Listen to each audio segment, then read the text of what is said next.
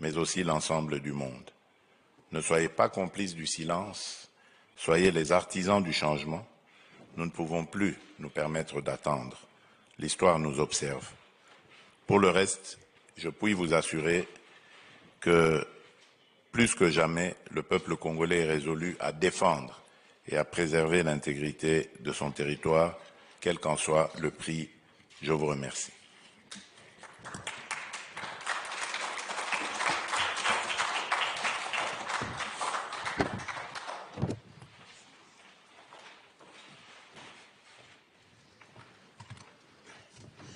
Thank you, Mr. President. So I guess you've outlined a number of important points there, but what, in your view, is needed to stop the fighting? Qu'est-ce qui est nécessaire pour mettre fin la guerre?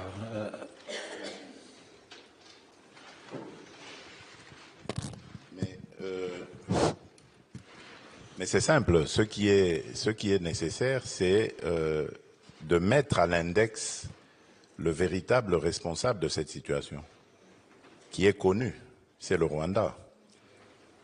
La communauté internationale s'est pris de pitié, comme nous tous à l'époque, en 1994, lorsque le Rwanda a été victime de génocide. Et cette dernière, la communauté internationale, donc, a demandé à la République démocratique du Congo, à l'époque Zaïre, d'ouvrir ses frontières pour accueillir le flot de réfugiés qui fouillaient le génocide.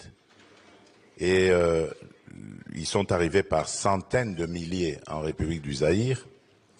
Et malheureusement, parmi eux, il y avait les coupables du génocide aussi. Plus tard, le Rwanda obtiendra le droit de poursuite de ces génocidaires sur le sol congolais. Incroyable. La communauté internationale a complètement démissionné de sa mission en laissant un État, un régime régler ses comptes. Et il y a eu des massacres de populations entières, y compris des populations congolaises.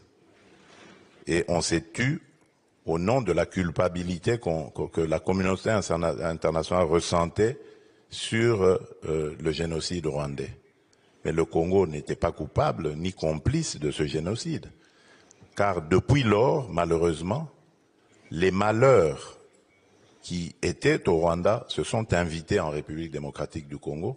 Et depuis 30 ans, l'enfer s'est installé à l'est de la République démocratique du Congo. Et donc, on a laissé faire le Rwanda qui, en venant comme ça, a découvert qu'il y avait la possibilité de déstabiliser d'abord le régime. Donc ils ont déstabilisé le régime du maréchal Mobutu en installant Laurent Désiré Kabila, pensant qu'avec lui, ils pouvaient donc exploiter tranquillement les ressources de la République démocratique du Congo. Mais lorsque Laurent Désiré Kabila s'y est opposé, on l'a abattu pour laisser la place à un autre régime qui, lui, s'est montré beaucoup plus malléable, beaucoup plus compréhensif, celui de Joseph Kabila donc, et a laissé faire, on va dire, beaucoup de choses. Et le Rwanda donc a pris de l'assurance, le Rwanda a développé son économie, renforcé son économie avec le produit des pillages de nos ressources naturelles. Et avec l'œil, le regard complice de la communauté internationale, puisque ces produits, ils les revendaient à des grandes multinationales et à des États qui ont acheté tout ça et conforté la position du Rwanda. Et aujourd'hui, nous avons le résultat qui est là. Il faut que cette communauté internationale accepte de reconnaître ses responsabilités et règle cette question en même temps que nous. You spoke of the risk of a wider regional war. Vous avez évoqué un scénario où la guerre va élargir, il y aura une guerre, si j'ai bien compris, régionale. Comment vous expliquez ça?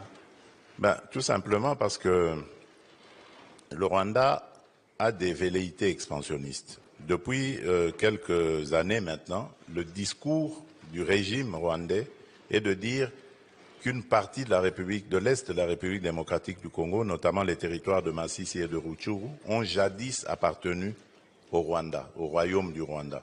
Ce qui est une aberration, ce n'est pas vrai. Mais cela indique très clairement les intentions.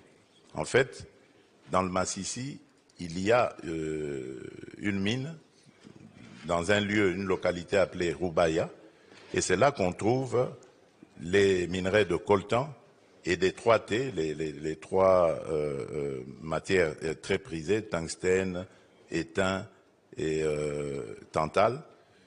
Et ce sont ces trois matières qui entrent dans la composition de toute la production des appareils technologiques de nouvelles gammes et tout ça. Et donc, c'est des matières très prisées qui alimentent justement ce conflit du sang, parce que le Rwanda est obligé, pour voler, piller nos ressources, de créer de l'instabilité permanente, qu'il n'y ait pas l'autorité de l'État dans cette région, de provoquer une sorte d'épuration ethnique en effrayant par des massacres, en infligeant la peur, la terreur, et en poussant ces populations à se déplacer, à laisser libres ces terres pour qu'ils les exploitent tranquillement. But do you have an alternative vision of how natural resources should be accessed, managed, and the revenues? What would you prefer to see? C'est quoi l'alternative? Bien sûr, mais l'alternative, ce sont les investissements. Je crois qu'il faut faire des contrats qui soient transparents avec des firmes qui travaillent dans le domaine, et c'est ce que nous tuons à dire tous les jours. Nous avons d'ailleurs pour cela porté plainte contre la firme Apple, par exemple, qui était un des bénéficiaires de ce trafic illicite. Et depuis lors, ils ont déclaré qu'ils ne traiteraient plus des matières venues ni du Rwanda ni du Congo. Et donc, nous pensons que nous l'avons fait non pas pour punir Apple, mais pour attirer son attention et la diriger vers les autorités compétentes qui peuvent conclure ce genre de contrat en bonne et due forme. Et c'est ça qu'il faut faire. Installer des entreprises qui pourront donc investir et exploiter ces richesses en les produisant et en les transformant sur place au mieux pour créer de la richesse intérieure et créer des emplois. Et c'est comme ça que nous pensons, pacifier la région, parce que tous ces jeunes qui vont venir pour chercher du travail, qui vont entrer dans ce circuit professionnel, ne seront plus attirés par les activités dans les mines ou alors par des activités dans les groupes armés. Donc cela aura l'avantage de ramener une sorte de paix et de stabilité dans la région. Mr. President, you said that the international community had a choice of being spectators or to engage in a responsible manner. And there's a meeting in Addis Ababa, I think today or tomorrow, and then you also have some demain. And then here in Munich, we have some very distinguished leaders from the United States and from the European Union. What is your message to the African Union, and what is your message to other international partners in terms of taking action? Oui. Mais le premier message, puisque vous parlez de l'Union européenne, c'est déjà de lui dire de mettre fin à cet accord scandaleux et inacceptable de rachat des matières précieuses, de matières minières critiques, de l'achat au Rwanda de ces matières matières précieuses. Parce que tout simplement, le Rwanda n'a dans son sous-sol aucune de ces matières. Donc ça, c'est le message, le premier que je donnerai. Ensuite, c'est celui de dire, aujourd'hui, il y a un drame humanitaire qui se passe sous nos yeux.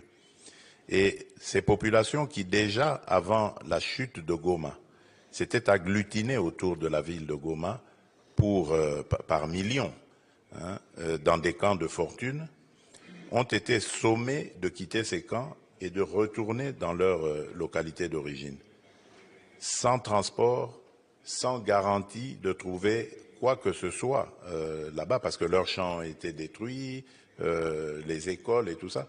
Et il y a des enfants parmi eux donc, qui vont devoir refaire la route jusqu'à leur localité, avec toute l'insécurité qui peut subvenir, parce que c'est une zone de guerre.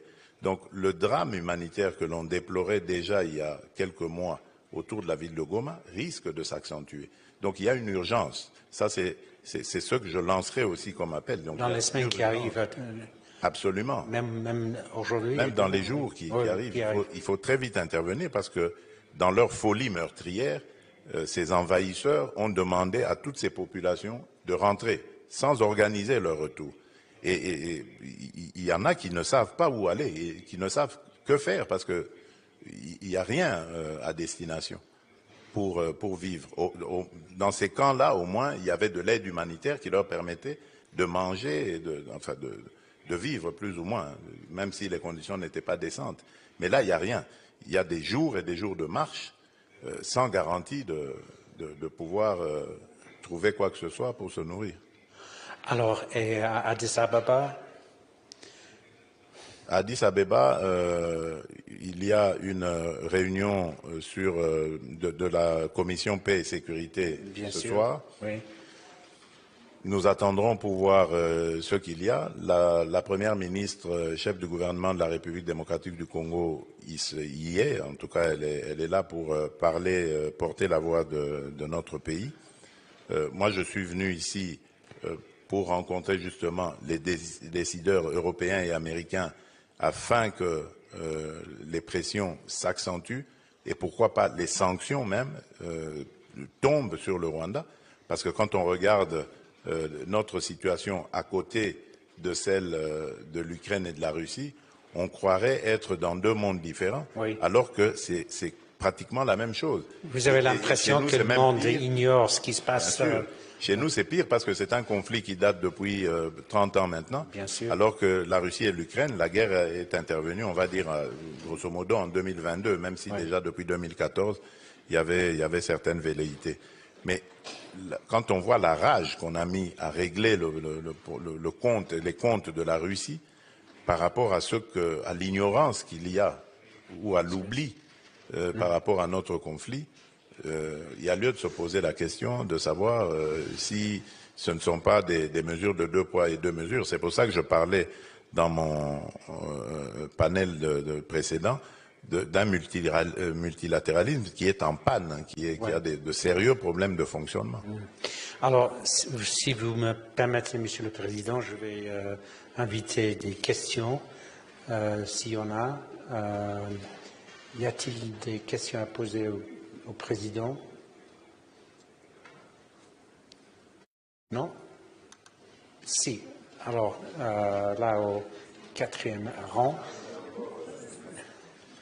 Bonjour encore, Monsieur le Président.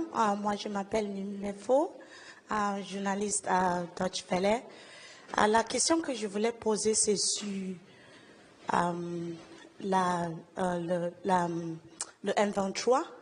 Vous avez carrément dit qu'il n'y a pas de discours entre vous et la M23.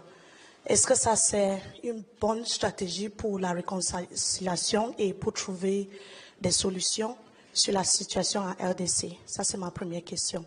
Et la deuxième question, c'est, vous avez parlé de la nécessité des investissements en RDC, mais il y en a eu. Il y a eu la Chine et d'autres pays aussi ont investi en RDC. Il n'y a pas eu beaucoup de changements au pays en termes de l'éducation, en termes de la route, en termes de l'amélioration de la condition de vie des citoyens. Ce que je voulais demander, c'est qu'est-ce que vous voulez de plus et qu'est-ce qui peut changer la situation dans le pays en ce moment? Merci. Déjà, par rapport à la première question, vous devez savoir que ce n'est pas une question d'ego, une question d'orgueil ou d'arrogance lorsque nous refusons de parler directement avec le M23. D'abord, la première raison, c'est parce que le M23 a massacré des populations et a bombardé des camps de déplacés où il y avait des femmes et des enfants. Ils ont été massacrés. Donc pour nous, c'est un mouvement terroriste. Et on ne négocie pas, on ne discute pas avec les terroristes. La deuxième raison, c'est parce qu'il y a le processus de Nairobi. Le processus de Nairobi règle la question des groupes armés. Et donc, le M23 étant un groupe armé, il est logé à la même enseigne que tous les autres groupes armés évoluant en République démocratique du Congo, et il doit avoir le même traitement, donc il doit rentrer dans ce cadre. La troisième raison, c'est parce que le M23 est un mouvement, j'allais dire, qui est vide de contenu. C'est en fait un supplétif du Rwanda. Le M23 est une sorte de paravent que le Rwanda met, mais en réalité, derrière, c'est l'armée rwandaise et donc le Rwanda qui se bat. La preuve de ce que je dis, c'est que dans le processus de Luanda en Angola, nous avons discuté avec le Rwanda. Si le Rwanda n'avait rien à voir dans ce conflit, pourquoi est-ce qu'il répondait aux invitations du facilitateur pour discuter avec la République démocratique du Congo? Donc vous comprenez que c'est le Rwanda qui se cache derrière et qui envoie un mouvement dit de Congolais qui vont venir à la table des négociations pour parler des intérêts du Rwanda. Alors, autant, nous disons, autant discuter avec le parrain lui-même pour qu'il nous dise c'est quoi ses intérêts, au lieu de perdre notre temps et notre dignité à discuter avec un paravent. Donc voilà la raison pour laquelle nous le disons. Et quand vous dites que ça ne va pas faire avancer, mais si ça va faire avancer la paix, parce que comme je vous l'ai dit, le processus de Nairobi est là, et le processus de Nairobi était justement inspiré pour régler la problématique des groupes armés. Alors, par rapport aux investisseurs, vous avez parlé des Chinois et autres. Vous avez raison. Ça n'a pas ces investissements ou ces exploitations des mines, des minerais congolais avec des contrats chinois ou autres n'ont pas donné grand-chose. Mais vous avez raison.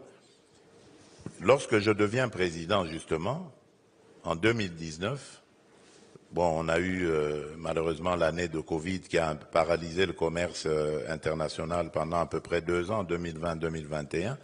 Mais en 2021, je prends langue avec les Chinois pour leur dire que je n'étais pas d'accord avec la manière dont notre partenariat était entrepris. Et donc, pour moi, il était question de revoir les termes de tous ces contrats qui avaient été signés avant mon avènement et d'aller sur des modèles qui seraient gagnant-gagnant, avec la possibilité donc pour nous Congolais, comme je l'ai dit tout à l'heure dans ma précédente intervention là, d'aller sur des modèles gagnant-gagnant qui ferait que nous allons développer ces produits. Donc en plus de les avoir produits, nous les transformons dans notre propre pays. Et comme ça, nous ajoutons une valeur à ces produits qui créent donc de la richesse, qui créent de l'emploi. Le seul défi que nous avons aujourd'hui, c'est le défi énergétique, parce que ces minerais, vous pouvez vous l'imaginer, demandent beaucoup d'apports en énergie pour pouvoir être extraits du sous-sol et également transformés. Donc nous sommes dans un processus qui va nous amener à ces étapes-là, qui nous permettra de créer une chaîne de valeur à l'intérieur même de notre pays. Et cela, vous verrez, aura un impact positif sur l'économie et le social. Donc c'est un processus qui est entamé. Malheureusement, il va être interrompu de nouveau à cause de ces guerres stupides et injustes qu'on nous impose, parce que nous serons obligés maintenant de mobiliser les ressources que nous avions peut-être préparées ou prévues pour la construction d'infrastructures d'énergie, des infrastructures routières et autres, pour renforcer les capacités de notre armée de défense et ainsi pouvoir faire face à cette agression.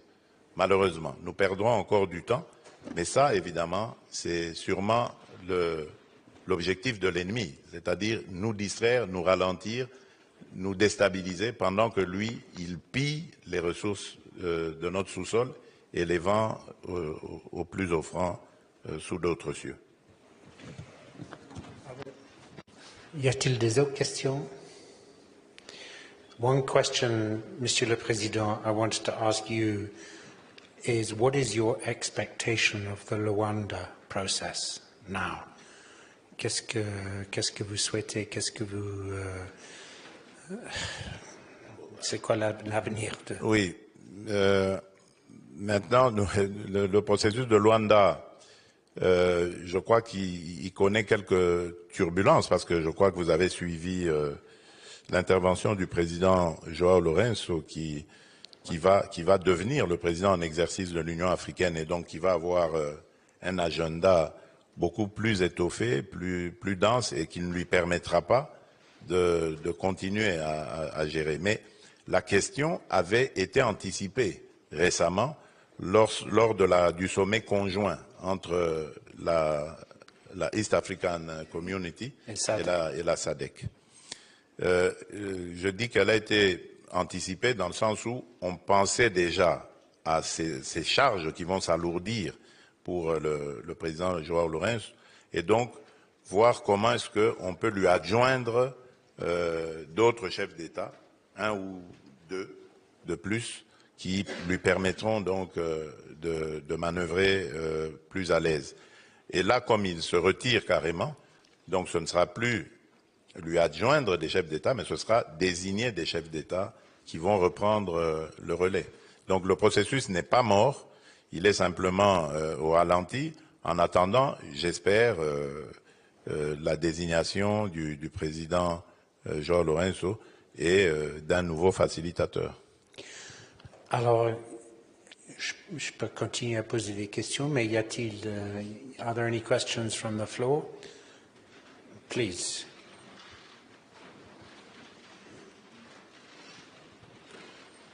Hi, Mr. President. Thank you. I'm interested in the case that you had with Apple, and I'm wondering if there is future possibilities for public-private sector solutions to the critical minerals problem, and wondering if perhaps the Kimberley process example with conflict diamonds would be a possibility. Oui, moi je pense que vous avez raison et je l'ai déjà dit d'ailleurs, il faut aussi pour les autres minerais, coltan, or, cassitérite, en fait, on peut en citer, il faut peut-être aussi un processus de Kimberley pour ces minerais-là aussi. Je crois que ce serait une bonne chose qui nous permettrait de réguler ce marché. Où il faut une identification par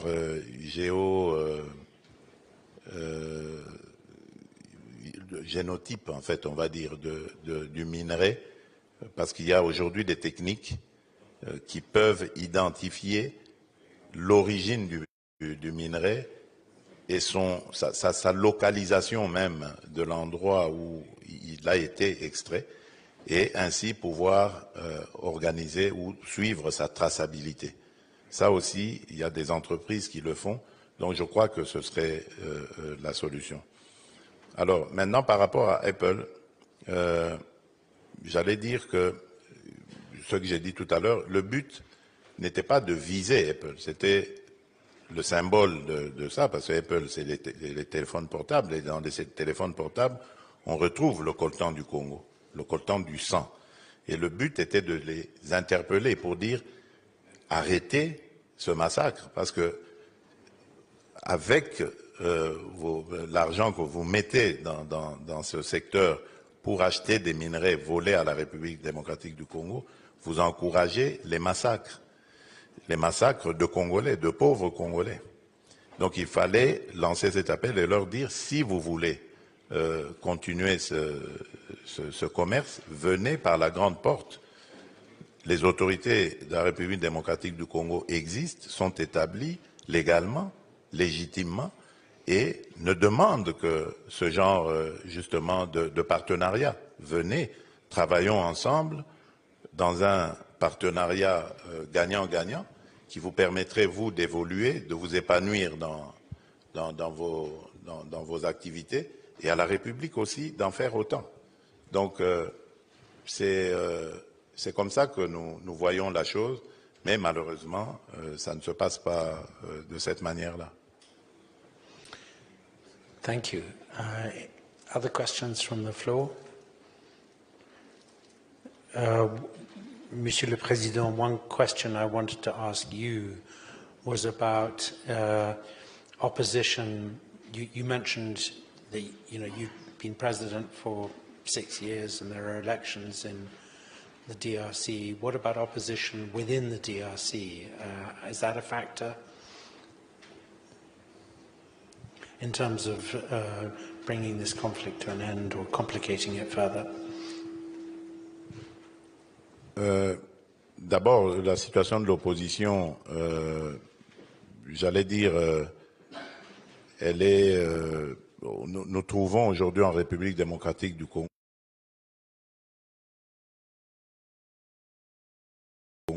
deux sortes d'opposition.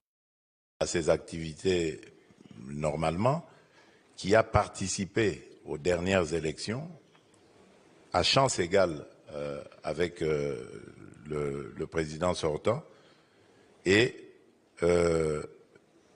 qui a perdu ces élections de manière claire. Et cela a été reconnu par tous les observateurs sérieux. Et il y a une autre opposition, celle du pouvoir de mon prédécesseur, qui a refusé complètement d'entrer dans le processus, de participer au processus électoral, a refusé parce que, justement, elle préparait la déstabilisation, qui devait normalement intervenir depuis 2023 pour empêcher la tenue des élections. Mais comme ils n'ont pas réussi à le faire, donc les élections ont quand même eu lieu, et c'est maintenant qu'ils trouvent le moyen de se rallier au Rwanda et à ce M23 et AFC pour nous faire la guerre et déstabiliser le pays. Donc ce sont ces deux oppositions-là. Alors, lorsque vous demandez si ils ont comment vous avez dit ça, une sorte d'influence sur les choses, bien sûr, puisqu'ils ont une capacité de nuisance, ils l'ont démontré. En s'alliant au Rwanda et en déstabilisant le pays. Mais moi, mon rôle, c'est de mettre tout le monde devant ses responsabilités. L'histoire nous jugera. Parce que ceux qui sont victimes aujourd'hui de ces dérapages, j'allais dire, de l'opposition, ce sont des Congolais. Et ces Congolais-là jugeront ces gens. Un jour, ils sauront qui a fait quoi. Je le dis ici, la démocratie dans notre pays ne s'est jamais aussi bien comportée que sous ma présidence. Dans ce pays-là, quand nous étions dans l'opposition, les opposants étaient assassinés. On entrait, le pouvoir envoyait des hordes de policiers, de militaires dans les églises pour abattre des opposants. Les manifestations étaient interdites. À chaque fois qu'il y avait des manifestations, on devait dénombrer des morts. Aujourd'hui, ça n'existe plus. Toutes les manifestations se passent sans encombre. les droits et les libertés sont respectés. Bien entendu, les dérapages sont sanctionnés parce qu'il ne faut pas confondre opposition et anarchie. Donc, ceux qui font de l'anarchie, ils sont convoqués au tribunal et vont se justifier. Donc, je n'ai absolument pas l'impression que l'opposition qui a pris les armes, qui a fomenté avec le Rwanda ce coup contre la République, est dans son bon droit. D'ailleurs, la preuve, c'est que les vrais commanditaires se cachent.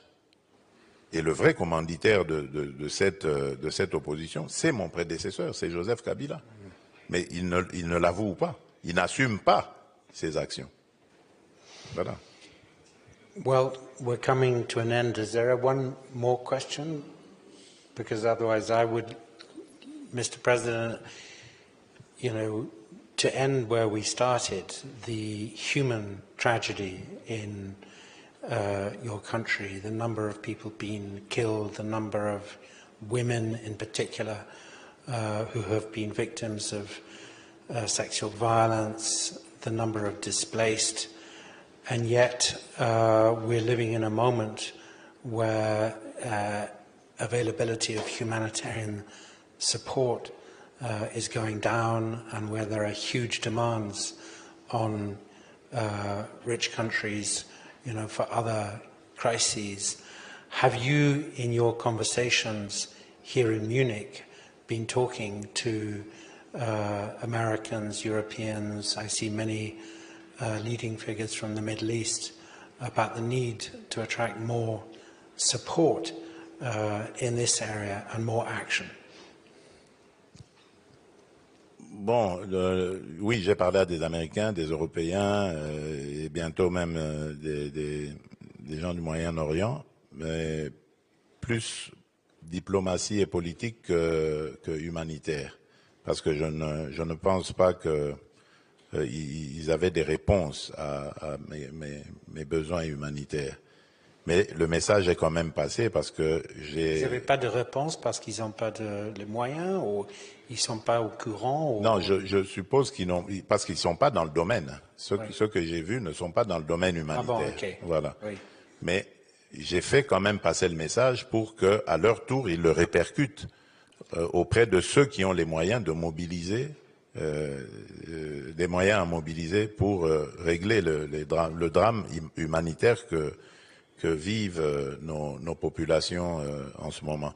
Donc je n'ai pas parlé de ça directement à eux parce qu'ils n'en avaient pas la capacité, quoi. Ok. Bon, alors, il reste à moi de vous remercier, Monsieur le Président. Merci beaucoup d'être parmi nous. Et oui. Je ne sais pas si vous avez un message en finissant ce... Oui, message, oui, un mot de la fin peut-être pour dire, redire que la République démocratique du Congo est en train de vivre un véritable drame. Et ce que vous voyez aujourd'hui, c'est quelque chose qui était vécu depuis 30 ans. Aujourd'hui, ça apparaît comme un conflit nouveau, mais en réalité, c'est un conflit qui est latent. Depuis 30 ans maintenant, ces populations sont toujours en détresse, elles sont déplacées, les femmes sont violées, leurs productions sont volées aussi dans leurs champs.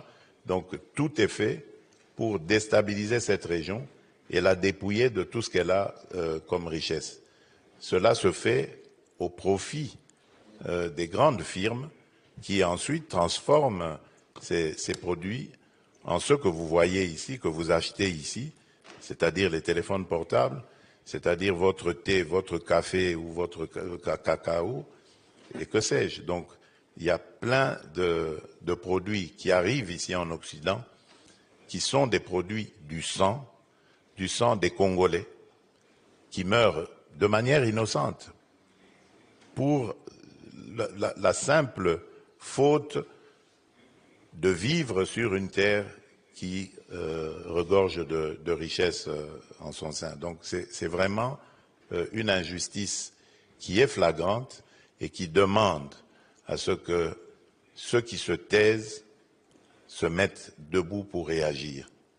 Parce que se taire risque d'être considéré comme être complice de la barbarie qui sévit actuellement en République démocratique du Congo. Donc je compte sur chacune et chacun d'entre vous ici qui a le moindre petit pouvoir, soit de passer un message, ou soit de prendre une décision, à son petit niveau, quel qu'il soit. Ce serait une contribution symbolique, une contribution qui apporterait peut-être des solutions au drame que vivent nos populations à l'est de la République démocratique du Congo. Voilà. Merci, Monsieur le Président.